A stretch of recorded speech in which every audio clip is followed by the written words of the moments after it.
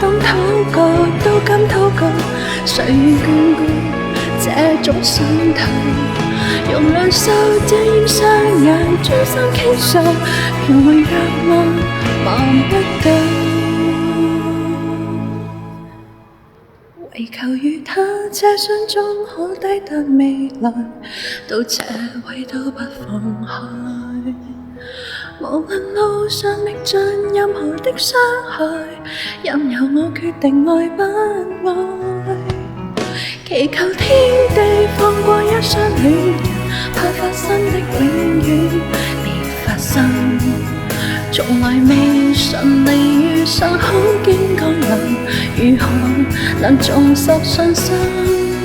祈求天父做10分鐘好人，賜愛他的吻，如憐憫罪人。